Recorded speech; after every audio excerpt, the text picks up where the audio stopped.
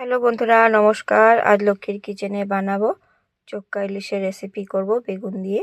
তো তোমরা আমার পাশে থাকো বন্ধুরা, দেখতে থাকো। আমি আমার মতন করেই বানাবো। তো মাছ কেটে নেব, বেগুনও কেটে নেব। তো মাছ আমি কেটে নিয়েছি, কেটে ধুয়ে পরিষ্কার করে নিয়েছি। দিয়ে দেব নুন, দিয়ে দেব হলুদ গুঁড়ো, সামান্য দিয়ে দেবো একটু লঙ্কার গুঁড়া, দিয়ে মাছটাকে আমি ভালো করে মেখে নেব। তো মাছগুলি মিডিয়াম সাইজে না, তার জন্য আমি বড় বড়ই রেখে দিয়েছি। তো মাখানো হয়ে গেছে। এদিকে বেগুনও আমি কেটে নিয়েছি, একটু বড় বড় সাইজ করে কেটে আমি ধুয়ে পরিষ্কার করে নিয়েছি। পেঁয়াজ, টমেটো, লঙ্কা, ধনেপাতাও আমি কেটে নিয়েছি। মশলাও রেডি করে নিয়েছি, জিরা, ধনা, লঙ্কার গুঁড়া, হলুদ গুঁড়া, পাঁচফোড়ন, সর্ষেও বেটে নিয়েছি। কাঁচা লঙ্কা, পেঁয়াজ বেটে নিয়েছি। কড়াই গরম সরষের তেল দিয়ে দিয়েছি, সামান্য একটু নুন দিয়েছি মাছটা ভাজার জন্য। তো মাছ ভেজে নেব। মাছগুলি এক এক করে সবগুলি দিয়ে দেবো। তো বড় বড় সাইজ, তো অল্প অল্প করেই ভাজবো। তো ভাজা হয়ে গেছে, তুলে দিচ্ছি।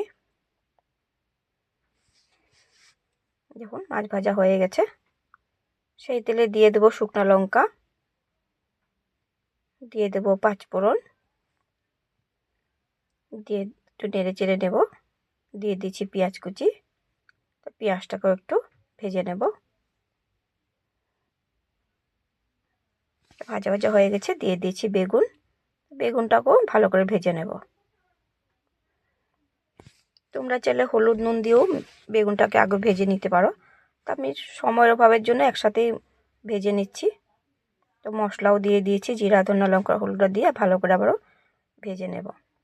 তো দিয়ে দিচ্ছি পেস্ট করা মশলা, কাঁচা লঙ্কা, পেঁয়াজ, টমেটো একসাথেই আমি পেস্ট করে নিয়েছিলাম। তো ভালো করে মশলাটাকে ভেজে নেব।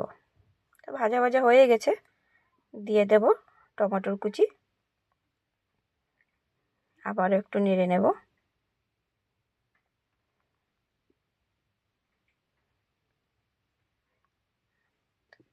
তো ভাজা হয়ে গেছে, দিয়ে দেব সর্ষে বাটা। তো সর্ষে বাটা দিয়ে বেশিক্ষণ আবার ভাজবো না, বেশি ভাজলে শস্যটা তেতো হয়ে যাবে। অল্প নেড়ে চেড়ে কিছুক্ষণ পরে আমি জল দিয়ে দেব। তো জল দিয়ে দিয়েছি 1 কাপ, বড় কাপের। বেশি ঝোল হবে না, বেগুনে তো ঝোল ভালো লাগবে না, তাই ঝোলটাও তো দেবো না, মাখামাখাই হবে। দিয়ে দিয়েছি পরিমাণ মতো নুন। নুনটা পরে দিলাম, যেহেতু বেগুনটা গলে যাবে তার জন্য একটু পরে দিলাম। দিয়ে দিয়েছি লঙ্কা, দিয়ে একটু নেড়ে নেব। তো ঝোল ফুটে গেছে, মাছগুলি আমি আস্তে আস্তে করে একটা একটা করে দিয়ে দিচ্ছি। এই মাছগুলি খেতে কিন্তু খুবই ভালো লাগে, ভাপাও খাওয়া যায়। আজ বেগুন দিয়েই করলাম, শস্য বেগুন দিয়ে। তোমরাও এভাবে বানিয়ে খেয়ে দেখো বন্ধুরা। ধনেপাতা দিয়ে দিয়েছি, কিছুক্ষণ পরে নেড়েচেড়ে নামিয়ে নেব। সবজি হয়ে গেছে।